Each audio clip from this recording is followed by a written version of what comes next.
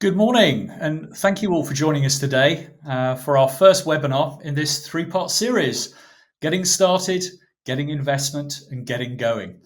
My name is Andrew, and I'm the UK Country Manager here at GoDaddy, and I'll be your MC for the session today. Look, I've introduced myself, so now we'd like to hear from you. So please do take a moment to drop your name and your business into the chat so we can get all to know each other a little bit better. I'll give you a few seconds just to add your details.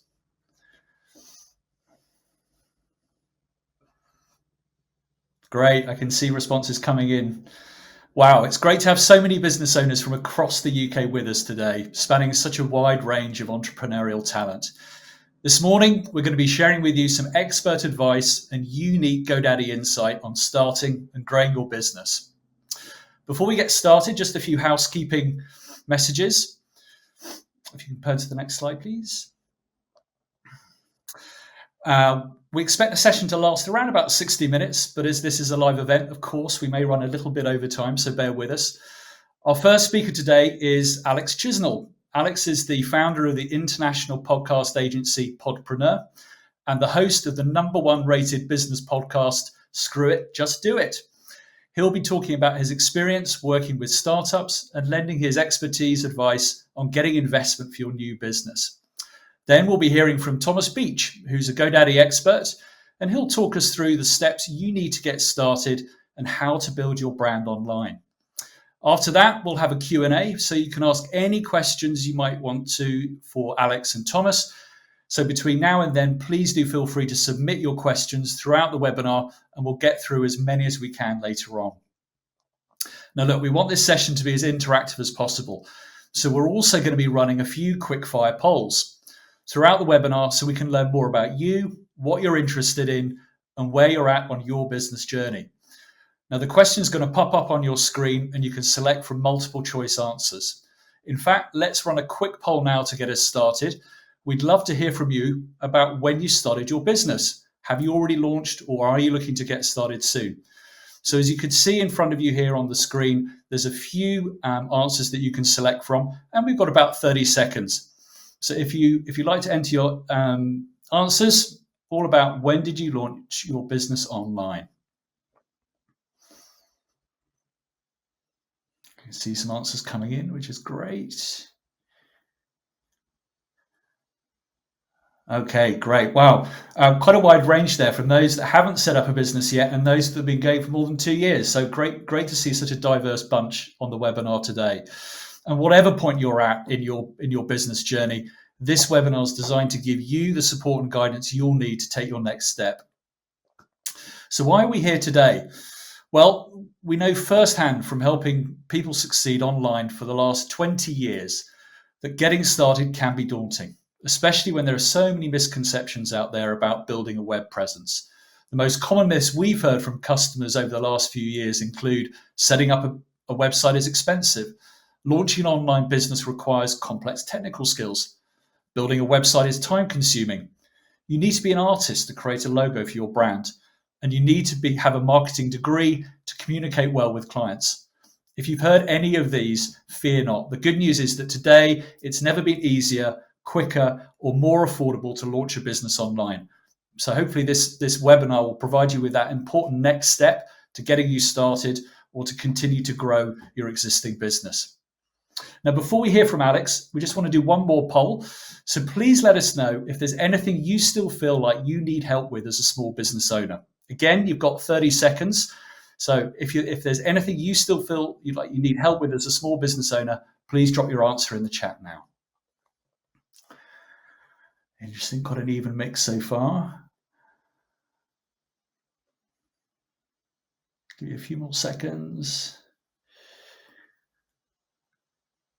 Okay, I think we've got all the answers. Great. Well, it's again a really broad mix there in terms of all those areas that you're interested in. And I'm really happy to know that we're going to be covering all these and more in depth over the next hour. Now, I'm about to introduce Alex, and today we're really excited to have him join our webinar today. Alex is the founder of the international podcast agency Podpreneur and host of the #1 rated business podcast, Screw It, Just Do It. Alex has spent a number of years in the entrepreneurship space, working with Sir Richard Branson's not-for-profit Virgin Startup, helping getting funding and mentoring, and he still works as an advisor for Global Startup Generator and VC Antler.co. And he also chairs the Accelerate event series for British American businesses.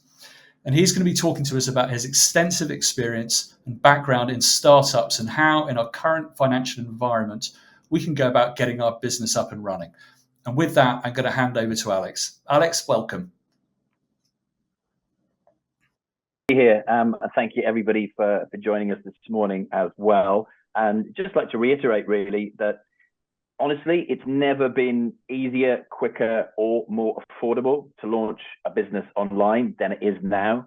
And I know a lot of people are concerned, cost of living crisis, etc. But therein lies opportunity. And hopefully today, by the end of this webinar, you'll have a really good idea on how to get started, how to get investment, and how to get going. So I don't want to spend too much time introducing myself, but I'll just give you a little bit of background so that you feel reassured that I know what I'm talking about, and that'll be able to help you start your business, get funding, and those are some of the information that you've already just received. I did work at Virgin Startup, Richard Branson's not-for-profit, where we helped entrepreneurs get funding and mentoring. Personally helped over 500 entrepreneurs raise over £5 million over the 4 years I was there. And like many of you, I come from a corporate background, and I decided to enter the world of entrepreneurship. So I left a corporate job at Virgin Atlantic Airways, where I was at for 16 and a half years. I took voluntary redundancy. I'd always had that itch that I wanted to scratch, which was starting my own business. And I've had a number of businesses. I've had bricks and mortar business. I've had online business. And again, today, running a podcast agency. Essentially, everybody that works with me, my team, 9 people, we can work anywhere in the world pretty much, due to the availability of and reachability that you've got by having an online business. So for me, there's lots of opportunities out there. The biggest problem that I see is people not taking that first step to getting started. It's the reason I started my podcast called Screw It, Just Do It, to help people take that next step, try and find out what was stopping them taking that leap, not waiting till there's a perfect time. There never is a perfect time, whether you're starting a business, whether you're starting a new job, whether you're getting married, whether you're buying the first house, whatever it is in life, there is not a perfect time. And, waiting till the economic conditions are right, again, for me, everybody's circumstances are unique, but there is never a better time than right now. They say the best time to start a business was yesterday. The next best time to start a business is today. So little bit background from me.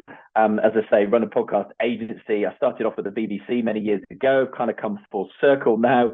Podcasting is essentially the new radio. That's me, Yahoo Finance, named in the top 8 podpreneurs in 2021. I launched the podcast in 2017 when I was at Virgin Startup, called Screw It, Just Do It. Got that to #1 in the UK. And I've interviewed everybody from, say, Stephen Bartlett at Dragon's Den, through to Lord Billamoria, the Cobra Beer founder. And that's just a selection, again, of the people. For me, it's been an unbelievable opportunity.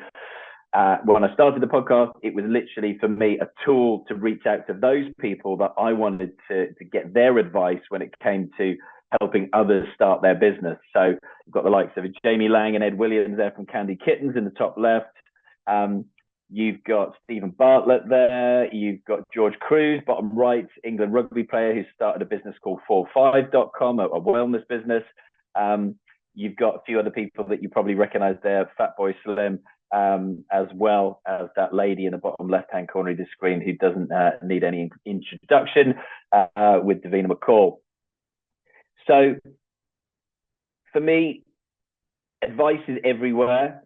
The best advice you can get, or one of the best advice out there you can get, is Yoda. Do or do not, there is no try. And what he's trying to tell you there is, again, another version of Screw It, Just Do It.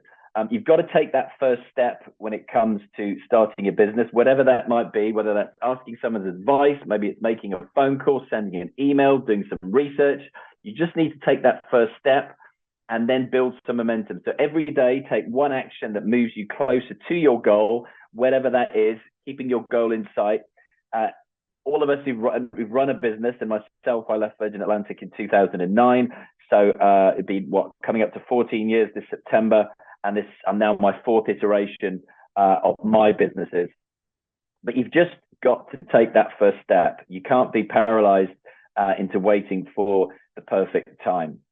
So I want to share some information with you today. I want to help you the first part, which is about, getting started, as I say, and then, getting investment, getting funding. And there's a whole bunch of different options to take when it comes to that. And there's never been more options than there are today, especially in a post-COVID world where the government had to step in and had to help out a lot of people with different funding options. So I thought this would be a really interesting one to share with you. It's from Small Business Pro, and it's what are the most successful small businesses in the UK. So take a look at those. I'd love to know again for some interaction again, if you're able to let us know, do you have a business in any of these particular sectors, in any of these particular markets, or are you thinking of starting a business? Let us know in the comments. Couriers, coffee shops, car washes, catering companies, internet-based companies. Funnily enough, we're talking about starting an online business today. So that's right nestled in the top 5 there. Landscaping, food delivery and restaurants, sandwich bars, manned van services, and professional services like accountants, lawyers, etc., etc., etc. So interested to know, again, how many of you are either in that space or looking to get into one of those spaces. And just because your market isn't in the top 10, that's certainly not a reason why you shouldn't be successful in running your own small business in the UK. So interested to know, again, what do you think is the biggest challenge that your business is going to face as it grows? And it was interesting to hear right at the beginning with the first poll as to what stage in business all of you are watching and listening today. When I was at Virgin Startup, for example, we could only help people with the startup loan and mentoring if they had started a business in under 2 years. If you started a business over 2 years, 3 years, 4 years, we couldn't help you. And that was just the parameters that the government had set for that particular funding scheme, which I will talk about shortly. But this is interesting because my podcast, we just celebrated 500 episodes yesterday of Screw It, Just Do It. And I have to say, the biggest challenge, and I've interviewed over 350, 400 people maybe between the podcast and live events, billionaires, lords, ladies, multimillionaires, billion-dollar businesses, from Ray Kelvin, founder of Ted Baker, Rowena Bird, founder of Lush, Julian Hearn, founder of Huel, you name it. The biggest reason that they find, the biggest challenge that they all say they have in their business is, first of all, finding the right employees, but retaining the most valuable employees is even harder. So how can you retain that talent? And I'm not surprised to see that here. 25% of people have given that as a reason. 25% in increasing revenue, absolutely. As a small business owner myself, I can thoroughly embrace that one, because you'll all hit a plateau in your journey at some point, and it's trying to work out then how to smash through that ceiling that you've hit, and you can't seem to get above it. And you look into any of the successful businesses out there, and they'll all hit a different plateau at some point. They can't get above, I don't know, 50,000. Then it's 2 million. There's a lot of businesses that we work with that can't break through that 2 million barrier. Once they break through that 2 million barrier, they could then go from a 7-figure business to an 8-figure business and doing over 10 million in revenue. But embracing technology, that's a huge one for those businesses who maybe started out a long time ago. You're a small staff. Again, you think technology is going to be expensive, for example. And this is an interesting one. So I thought myself, yeah, we use a bit of technology, but we don't use a huge amount of technology.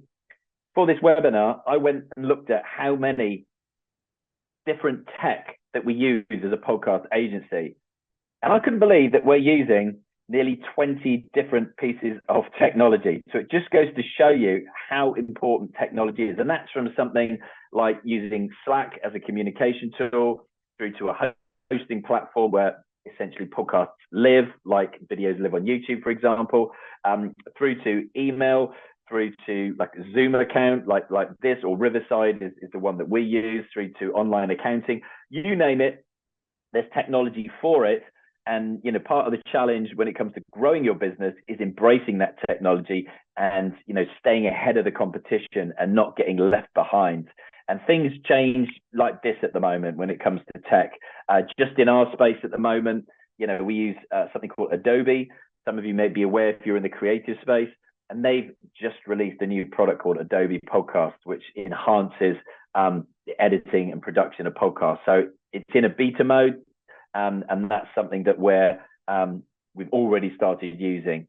So interested to get your responses there. Appreciate that. So Lizzie runs a small marketing events consultancy, so professional services, internet-based company, a counseling service. I'm here to help her out. Thank you for that, Naomi. And yeah, keep adding your information there. Really appreciate it, to get your responses as well. It's interesting for us to hear. And then look, maintaining profitability. There is always a challenge there. We're seeing that at the moment with the cost of living crisis. You know, maintaining profitability is tough when costs are going up.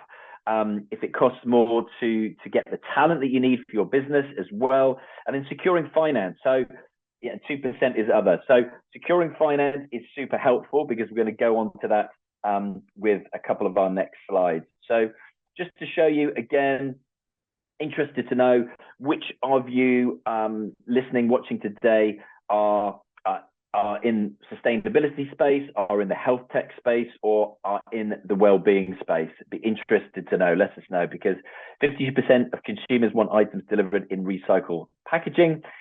Health tech attracted over 2.9 billion in funding in 2021 as well. And well-being, well, that's just exploded off the back of the pandemic. I know so many businesses, especially online businesses. An example would be Fit, F-I-I-T. If you know Fit, I've interviewed the 3 founders for my podcast, and their business exploded. Online training, now on, they have like a partnership with Sky, with David Lloyd Gyms, just to help people work out at home rather than having to be able to go to a gym. So those kinds of businesses exploded. And then future SME trends, again, just seeing the number of people applying for funding. And Virgin Startup was part of Startup Loans, which comes under the broad banner of the British Business Bank. And it's interesting to see that every January, we are still in January today, sees a spike in web traffic for those people who are searching, looking for help when it comes to funding in starting their business. As I say, last year it saw a 40% increase in web traffic, a 56% increase in loan applications, and a 29% increase in loan drawdowns. And that's people who've applied, been approved, and then actually taking that money. And you'd say, why wouldn't everybody take the money? You'd be surprised. Not everybody does take the money in the end. And then Google Trends data also reveals search terms such as starting a business and how to start a business and business ideas peaks in that first week in January as well. And an interesting stat here, I thought 1 in 4 UK adults say they plan to launch a business this year, with 46% of 18 to 24-year-olds saying that they're planning to become an entrepreneur this year. And look, if that's you, set yourself a goal that you are going to be one of those people that do that. You're not going to be 99% of people out there who say that they're going to do it and then never do it. If you want it bad enough, you'll make it happen. So, you know, you can talk the talk, but you do have to walk the walk. If that's your goal, to run a business, to be a business owner, to be an entrepreneur, then write it down, set yourself a goal. When are you going to start your business? Is it today? Is it tomorrow? Is it next week? Is it next month? and everybody's circumstances is different. But as I always say, best time is yesterday, next best time is today. Thought this might be interesting for you as well before we move on to funding, would be UK adults considering starting a business venture before the end of this year, and just breaks down regionally where that is. As you'd expect, London is the highest. Surprisingly, maybe Northern Ireland is just behind. And then you've got the Northwest, which has always been a real hotbed of startup action, right at the top there, along with the Northeast and Southwest, which is where I'm from. I'm from Port in Dorset, bang in the middle there as well, which is good to see. So this is the main bit I want to focus on today for you, is funding your startup. So things to think about, and you can screenshot this. There's going to be a recording of this as well, I believe, that's going to go out onto the GoDaddy YouTube channel as well. So if you're not subscribing to the YouTube channel of GoDaddy, then make a note now to go over there and do that afterwards to catch up on this. But you can screenshot that. Think about these kinds of things. How big is the market that you're going into? And things like this are so easy to research now online. What size of company do you want? And the example I'm going to give you here, Julian Hearn from Huel, human fuel, so meal replacements, protein shakes, which I personally use. When I interviewed them maybe 5 years ago, they were a £40 million company. They're now a £600 million company. When Julian Hearn started that, he just sold a business, and he wanted to not employ anyone, to have a new business where it was just him. After year one, he'd done £750,000. He knew that it wasn't just going to be him. It's now a £600 million business with hundreds of staff. So you've got to think very carefully. Is that what you want? Do you want to be responsible for that many people? So think about that. Funding. What do you actually need funding for? How clear is your vision or pathway? And the clearer your vision, the easier it will be to get there. And when you're going to start generating income. Okay, that's super important to know at what point, especially when you're looking at funding options, that you need to tell whoever you're going to funding when you can expect to do that. Options are, and this is not finite, bootstrapping, friends and family, grant funding, debt funding, equity, corporate accelerators, angel investment, and crowdfunding. And I'm just going to run through a little bit more detail to help you with those. Feel free to screenshot again.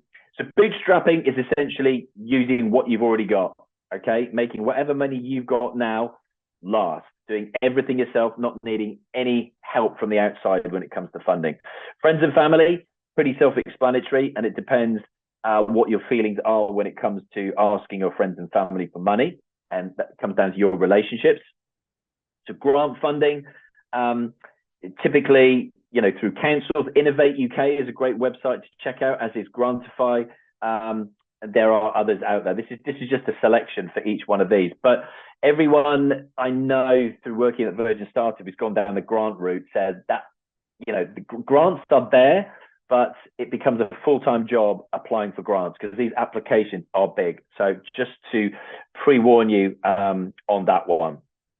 And I would say, debt funding. So Virgin Startup is one of those debts, and that's essentially you taking out a loan for money that you've got to pay back. That's the easy way to explain that to you.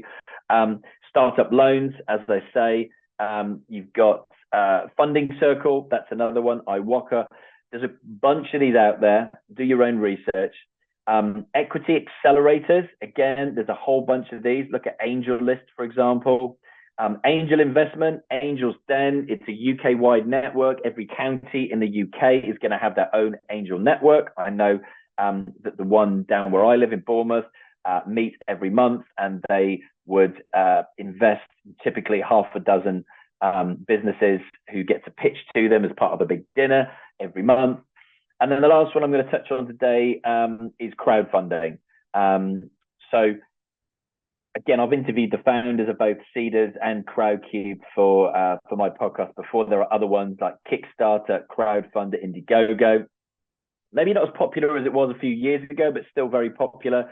And what I love about crowdfunding is that you're building a community who are investing in your business. So it's a marketing exercise as much as a funding exercise. And so many businesses I know, once they've done crowdfunding, will go back again and crowdfund again.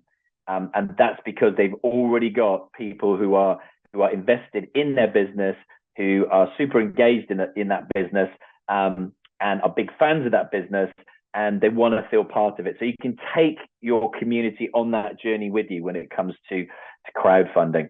So just to finish up, got a minute or two left. You can screenshot these and look at them in a little bit more detail, but just some startup statistics for the UK. I'm just going to pick out a few of these. So 25 British startups became unicorns in 2021. These are the latest stats we could find. So that's £1 billion business. The average 5-year survival rate of UK startups is 42.4%. So 4 out of every 10 businesses in the UK would survive after 5 years. And this is the one I want to focus on. 38% of all unsuccessful startups failed because they ran out of cash and were unable to raise more capital. Cash is oxygen. It is your lifeline. You really need to keep an eye on the money that's coming in, keep an eye on your costs. And again, just repeated those statistics there. Look at that, bang on. I hope that was valuable for you all. If again you want to pick my brains, you want to ask me any questions, then you can contact me on any social media platform. I'm at Alex Chisnell, or the email address for my podcast agency is alex@podpreneur.co.uk. And if you want to listen to any of the interviews that we've done, that screw it, just do it, then go take a listen. Like I say, you've got everyone there from Stephen Bartlett to Jamie Lang and everybody in between. So as I say, I wish you all the very best indeed. For those of you who said that you want to start a business or you have a business already, keep going, never give up. 99% of people never start a business. They talk about it.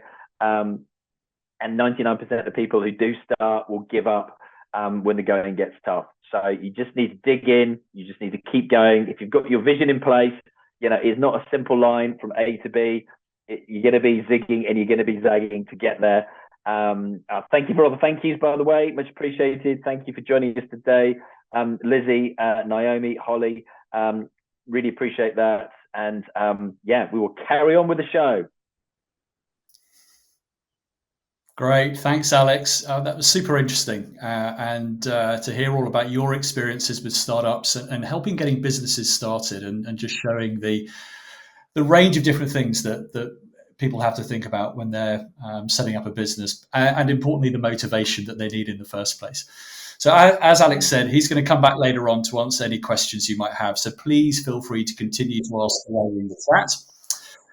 So now that we've heard about how to get a new business started, let's dive a little deeper into taking your next business step online.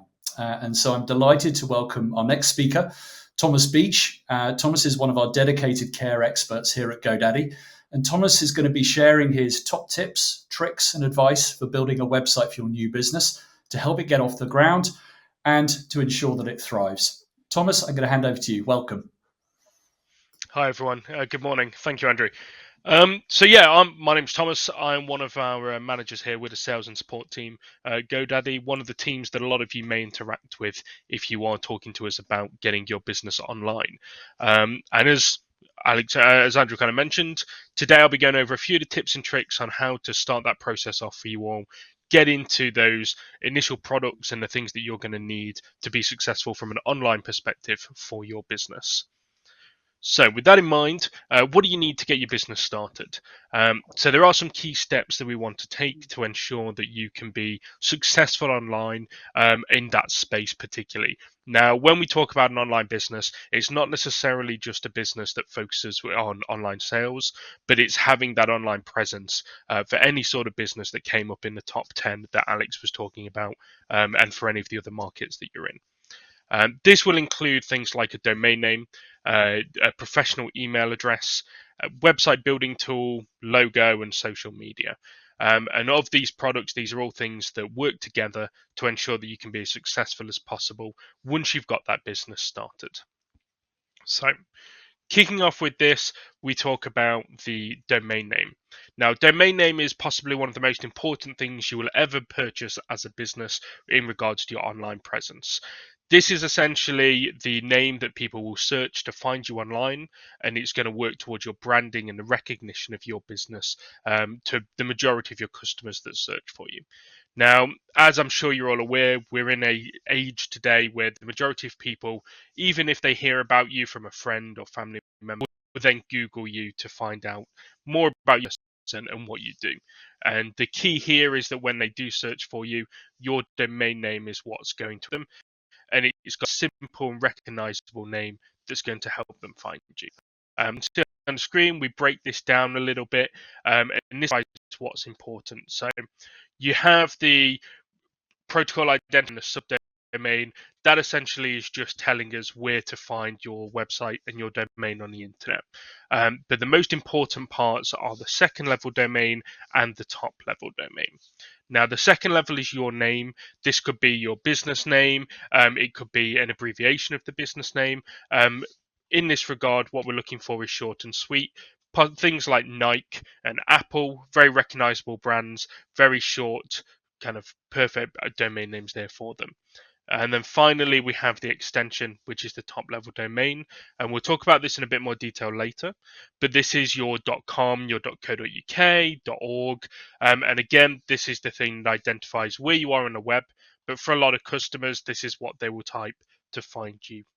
So we talk about domain names, and we have got another poll for you all now, and this is just to get an idea of your understanding of it. So I'd ask you all to fill the poll that comes up for you. Did you know what a domain name was before you set up the business or started to think about getting your business set up? Okay, we'll give it a couple of seconds.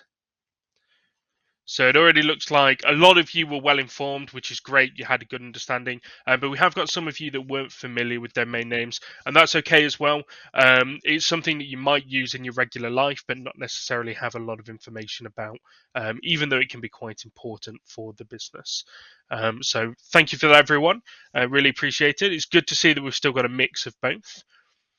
So we've got the domain name sorted. That's your business name. You identified what it's going to be. And this is the first step on helping with things like your branding. Now, when we talk about branding, the next important step for you is a professional email. What we talk about when we say professional email is not something that's at Live or at Hotmail or Gmail and things like that. This is an email that has your domain name included in it. So the example we've got here is hello@myonlineshop.co.uk. What this does is it solidifies your brand with the customers. It means that when people are trying to contact you, whether they be customers or suppliers, you have that professional feel to the business and the brand itself. Now, this obviously helps with the perception from people if they're trying to contact you. But one thing that's really important to a lot of you, if you're a smaller business that's trying to get started or more developed, is having that early relationship with your suppliers and your customers. One thing that's very important is to come across as a professional business. And as kind of Alex mentioned earlier, there are so many people trying to make a go at setting up their own business. It's important to stand out as someone that's already taking those steps to look professional and get the ball rolling. And this is where that professional email comes in.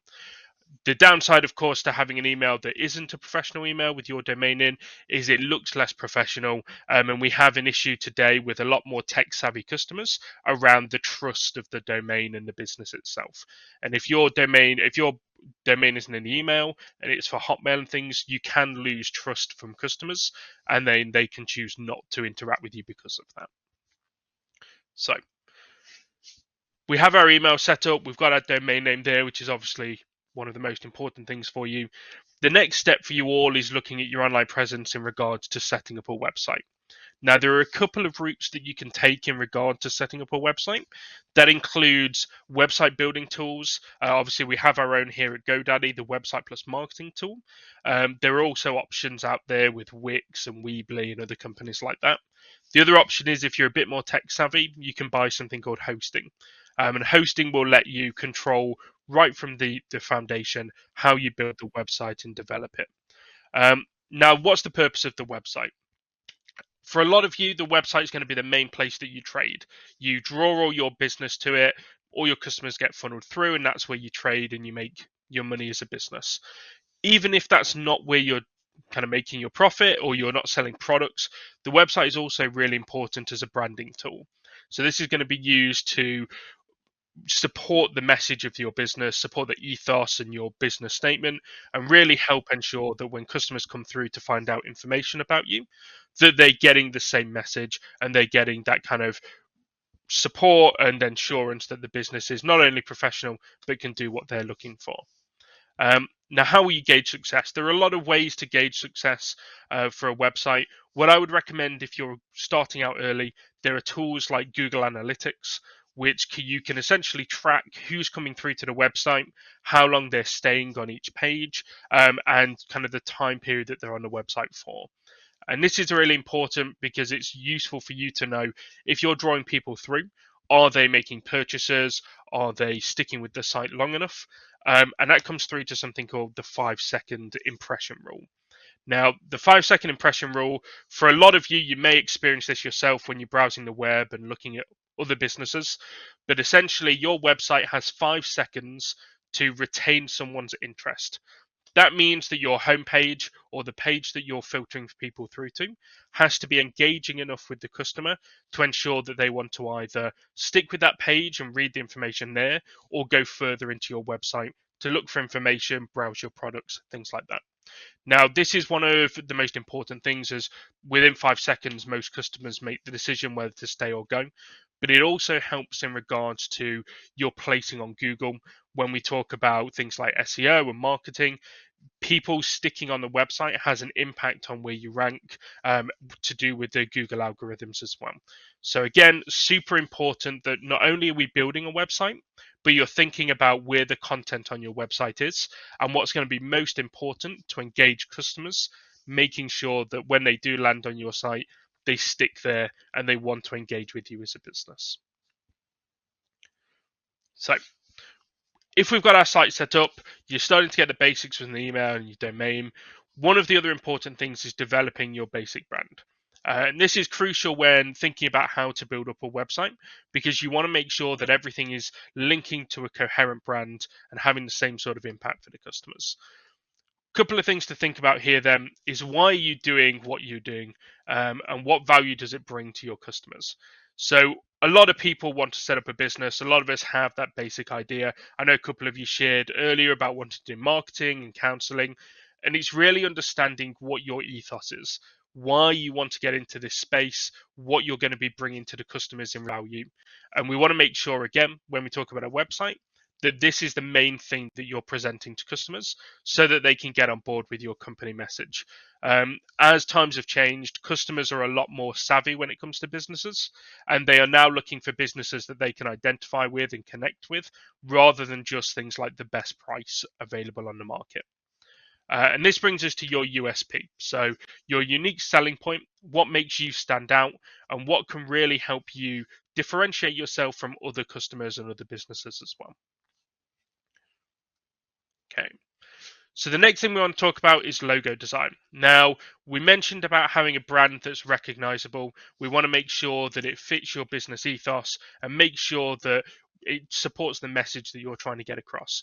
Now, one of the really important things to consider is what your logo looks like. We want this to reflect the business message. We want it to reflect what your website looks like so it has a fitting theme and is easily identifiable and recognizable.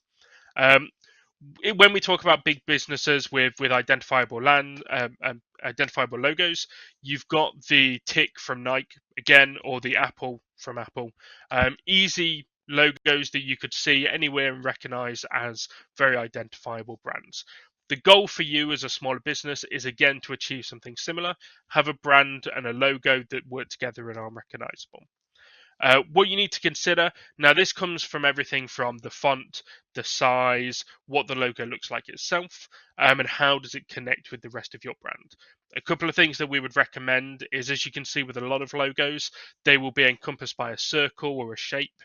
We recommend doing this for a lot of small businesses, as it makes it a lot easier to move your logo to different like merchandise, different parts of the website, email headers, things like that. And you can use something called a vector format, which means that that logo can then be transferred to a lot of different spaces. There are lots of tools online that let you build free logos. Now, for GoDaddy itself, not only do we have our own logo tools, but we also have specialists that can work with you, understanding your brand, and then build a logo for you that's reflective of that as well. So again, as one of those big online companies, there are a lot of tools you can go and professionals you can talk to in this space. Okay, so finally, we've spoken a little bit about what you need to get set up, the kind of main tools that you need for your business, and how to present that in regards to your branding and your logo and what's important. Now, one of the things that we saw in a poll earlier was that marketing is something everyone's considering and is one of the most important things for us all moving forward today. So why is social media important? Well, when we look at social media, almost everyone today uses social media in one format or another, whether that is people using Facebook, Instagram, MySpace, all these different things from kind of older generations, right up to things like Snapchat, which are very good for visual kind of impacts for your business. A big part of this is finding out what socials are right for you. So if you are in an industry where visual products are very important, then we would recommend using one of the more visual social medias so that you can share images of your work, have that be very reflective. Similarly, if you're a business where you do things like counseling or you do more of like a marketing perspective, it's great to have social media like Twitter where you can share top tips and information and again have that relate to the business as a whole. Now, this can complement your marketing strategy in many different ways. The big benefit of social media is that it's not paid advertising. If you have an effective social media account, you can essentially get free marketing from that if you tie it into your business as well. So where you're putting that effort in, you want to make sure that those accounts are also present on the website so that people can go from one to the other and have that kind of unique feel to the business and your marketing there as well.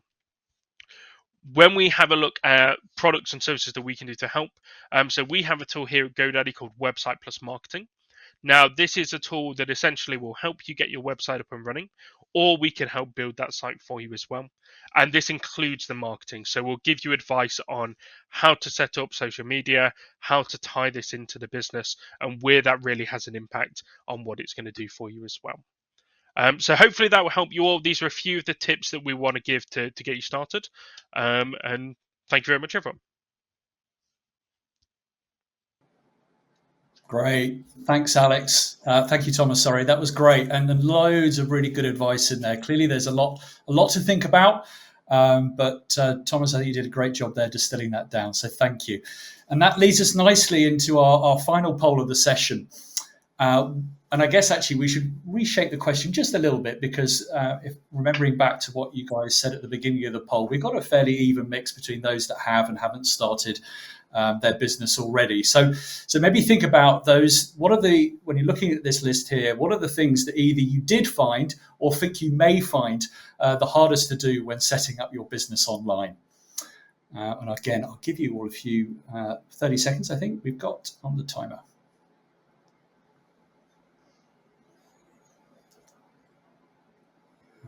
Just give it a few more seconds. Okay, ebbs and flows a little bit. Sorting the accounting. Okay, that's coming up now. Choosing the domain name. Okay, I think we've got them, all of them there. So yes, it looks between sorting the accounting, choosing a domain name, designing a website, and setting up a social media presence. Clearly, hopefully, there's been some advice and tips there from both Alex and Thomas there that can help you with some of those challenges that you're either foreseeing or have been through in the past and maybe still need some more support on.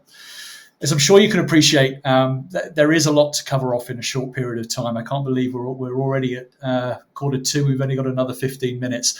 But if you do have any more specific questions, please do share them in the chat box. We've also got a really handy hub with lots of free guidance, tips and advice for getting started. And I believe that we've put that in the chat. So please just click on the link and take a look. So in the next session, I'm going to welcome back now Alex and Thomas, and we're going to go through some questions from you at home. So if there's anything you'd like to ask Alex or Thomas, please do feel free to send them in the chat box now, and we'll do our best to answer as many as we possibly can over the next sort of 10 minutes or so. And if we don't get them all today, we will come back to you as soon as possible after the webinar. So if you'd like to start putting your messages in the chat, questions in the chat, I can see the first one coming through here. And this, I think, probably best for Alex. So, Alex, I want to launch my business this year, but the cost of living crisis is making me nervous.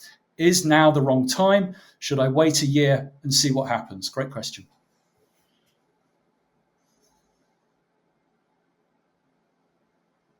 Alex, I can't hear you.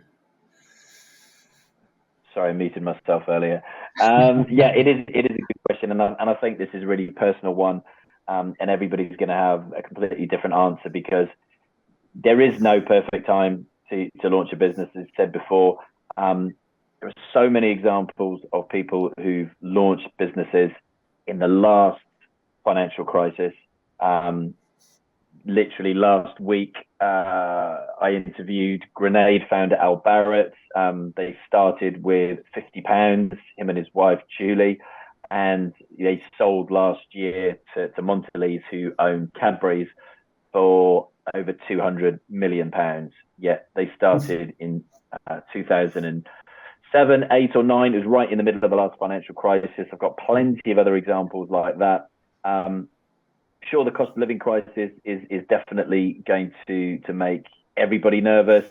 But, you know, I believe from everything I've been seeing, reading online as well, people can see the light at the end of the tunnel as well, with inflation, creeping back down, etc. So potentially the government's measures on that have helped. But, you know, don't let the financial crisis stop you. Don't let whatever's going to stop you. If it's your passion, your dream to start your business, then you will find a way to do it, whether you're in a recession, in a cost of living crisis, or out of one. You've just got to, get super clear on the vision, and then just do that thing. I would just say, think what is that? You've got a list of things you need to do to start a business. One of the things in your to-do list is going to be the big domino that knocks all the other dominoes over. So what is that one big action that you can take that makes everything else on your list easier? There's going to be one thing, maybe a couple of things in there that make all the other tasks in there easier. So try and focus in on that would be my advice. Great stuff. Thanks, Alex. That's super helpful. Question from Naomi. Would you say it would be more important to focus on socials rather than a website in this day and age? Thomas, I'll throw that one to you. Yeah, thank you for that, Naomi. So socials can be really beneficial. When we talk about marketing, it's normally divided into something called impressions and conversions. Now, when we talk about social media, this is great for impressions. You can reach a huge audience, get a lot of people interested in your business and your brand. But what it doesn't always do is convert into sales for you. The benefit of a website is once you've got people there, you have that captive kind of market where they're more likely to go through and actually make a purchase with you. So to kind of answer the question, it's a bit of both. Socials are a great starting place to generate an interest and build the brand. But when you want to turn that into actually converting for business, the website is really going to be the key tool here that gets people committing and actually paying money up to you. Great stuff. Thanks, Thomas. One for Alex, I think. Any advice for when writing a business plan? Any tips you can provide there? Yeah, do you know what? I'll go back to that Virgin Startup. We used to send out a business plan, and I think it was something like it got up to about 100. It might still be, for all I know, 130 pages. And funnily enough, I think the return rate on those business plan applications was something like 93% of people never return the business plan. And I know part of that exercise was to weed out those who are really serious. You need to write a business plan. The days of writing them on the back of a napkin like Richard Branson may have been, consigned to the dustbin of history. I don't know. You can write ideas down like that, but an actual business plan. Look, for me, I think you can drill down on a couple of things that I'll leave you with. Rather than filling out a 130-page business plan, you can get some really good one-page business plans. If you Google that, there's a podcast called The $100 Startup by Chris Gillibo. You'll find that online with a simple search. One-page business plan is literally working out what are you going to sell, who's going to buy it, and how you're going to help people solve a problem. Okay, there's the first three questions. Then, what are you going to charge for that? How are you going to get paid? How are you going to customers going to learn about your business? Okay, so instead of having 130 pages of all of those questions, if you focus on things like what are you actually going to sell, how can people buy it, how are you going to help people solve a problem, and then work out your pricing. What are you going to charge, how are you going to get paid, and ultimately what Thomas was talking about earlier as well. How will customers actually learn about your business, which is the marketing of your business as well. And also, I think as a last point, I would say, and this is going to be different for everybody, is defining what is success for you. What does success look like? Is it a number? Is it a number of customers? Is it an annual net income in pounds or dollars? Or is it a completely different metric? We know that many entrepreneurs who don't, aren't led by money. They're led by helping people or making the world a better place in some way, shape, or form. So success is going to look different for all of you. So I hope that helps. Great. Thanks, Alex. Question from Andrew, and I think this will be a good one for Thomas, actually. So when it comes to SSL certificates, is it okay to use Let's Encrypt for free, or do I need to look at more expensive but better known options? Yeah, okay. Thank you, Andrew. So Let's Encrypt is a great option. If you're starting out and you want to try and protect your site early on for what is essentially a free security system. The problem you have, and the reason that we focus on security, is these days customers are very in tune with whether a site is safe or not. And for everyone, if you've got a website, Google will now inform your customer if the site isn't secure. So that means you're at a huge risk of, if your customer gets informed that the site isn't secure, that customers will just not interact with you. They find it's not safe and they'll look at alternatives. Now, Let's Encrypt only works on a 3-month basis, so you have to continuously go through the process of setting it back up, getting a new SSL for the website. Now, that can be a process that you're happy to do, in which case early on, by all means. But it does mean that for those few days where you've missed it, or if you haven't had the opportunity to do so, you are potentially losing money, and you're potentially turning away potential business as well. Whereas the paid SSLs, whilst they're maybe not free, they give you that peace of mind and that security for a year, potentially longer as well with some managed versions. Great. Thanks, Thomas. We've got a couple of minutes, so I think we'll get another question in. Alex, I think this would be a good one for you. What is your tip when things are getting a little too hard and you're not sure on the next step or where you should put your focus? Yeah, it's a good question. And I think, I know personal experience, everybody will go through, periods like this. I think having a, really clear vision of where you want to get to, I think it's helpful to have a co-founder. I've never had one myself in the 4 businesses that I tell a lie. I did have one with one of the business, came on board later on, but it's great to have somebody to lean on when you might be struggling a little bit, and vice versa when they're struggling a little bit. Someone to bounce ideas off. And if you are a solo founder like myself, there's plenty of help out there. You've just got to ask for it. Everybody is going to know somebody who runs a business. If you're not running a business yet, there's going to be somebody that you're connected to with family or friends that you can ask for help. There's lots of events. We used to do loads of events with Virgin Startup. I used to do loads of live podcast events myself that were networking events as well. It's great to get out, speak to other business owners, and you can do it online as we're doing today. You can connect with people. you can listen to some podcasts. You can go and listen to a Stephen Bartlett, Diary of a CEO, is a fantastic example of that, most popular podcast in the UK at the moment. But get out there, meet other business owners. Great stuff. Thanks, Alex. I'm going to squeeze one more in before we're at time.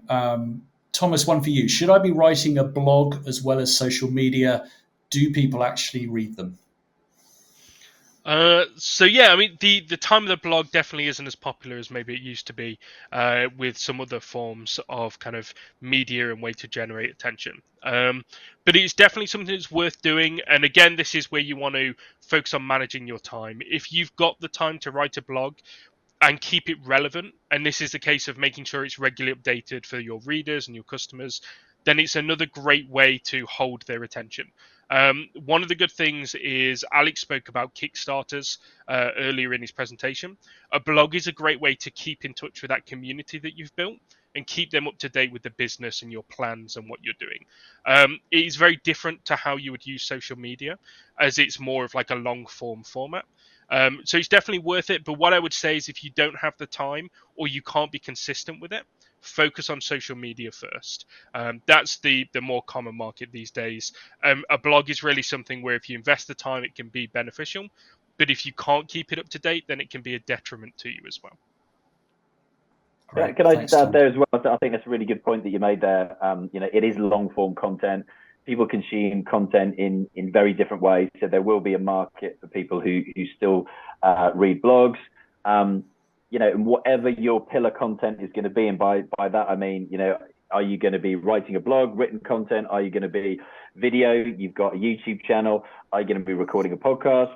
You can choose one of them and turn it into all three. Typically with a podcast, if you video the podcast, you can put that out as a vlog on your YouTube channel.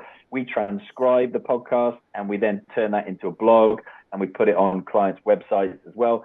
Simply because, as Thomas said earlier, it's long form content. People consume content in very different ways.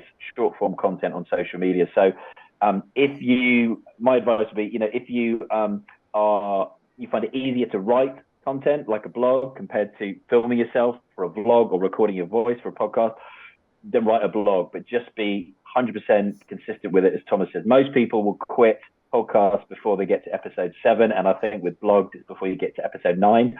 So it just shows you whatever form of content is, people will quit before 3 months is up. So don't be that person. Whatever you choose, just be consistent. Great. Thanks, guys. That's great advice. And I'm sorry we've run out of time. I mean, we could have gone on for a lot longer. Loads of additional questions. So look, what we're going to try and do, we're going to try and capture all the questions that you've kindly put in the chat, and we'll look to try and get back to you just so that we can ensure that we cover off all the great questions that have been asked.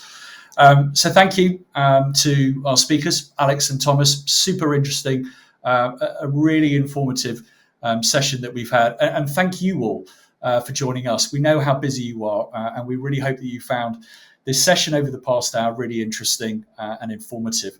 And if you do have a couple of minutes to complete our post-event survey, we would be super grateful. There's a link in the follow-up emails that you will receive, and this is going to really help us as we move on to future events in this 3-part series. And we hope this session has also left you feeling inspired and excited to get started on your business journey. And it really is a journey. As our customer Gordon, founder of Mantonatal, says, do not reach for perfection. It doesn't exist. Instead, focus on progress and learn from your mistakes. At least you were brave enough to give it a go in the first place. And speaking of Gordon, because we absolutely love hearing from our customers here at GoDaddy, and we love to champion their businesses, let's hear from the man himself on how he took his business online with GoDaddy. Hey, come and hear this story. Hi, my name's Gordon. I'm the owner of Mantonatal, the antenatal course designed for dads and birth partners. I'm the father of 4 children, and during the second antenatal course, it came out that I had kids already. All the dads came up and started asking me all of these questions, and I thought, there's a gap. There's nothing that's properly set up to help men prepare to become dads. The website for me is a fundamental part of the platform. It's the home of everything we do. It's the place we direct all of our potential customers. The main features that GoDaddy have really helped me with was making the site secure, and the brokerage service to help me buy the .com domain, which I could not have done alone, and I'm really, really thankful for that support. My name's Gordon, and my passion is helping dads and birth partners prepare for fatherhood. Visit GoDaddy for your perfect domain name. Well, a great way to end the session. And that's it from us today. Thank you so much for joining us over the past hour. We're absolutely bang on time, which is fantastic.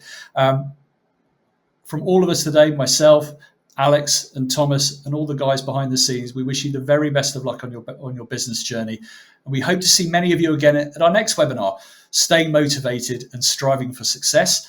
And we've got Ed Clancy, OBE, a multi-Olympic medal winner, and Phil Kelly of Pursuit Line. And you can register now at the link in the chat. And thanks again for your time, and enjoy the rest of your day. Bye.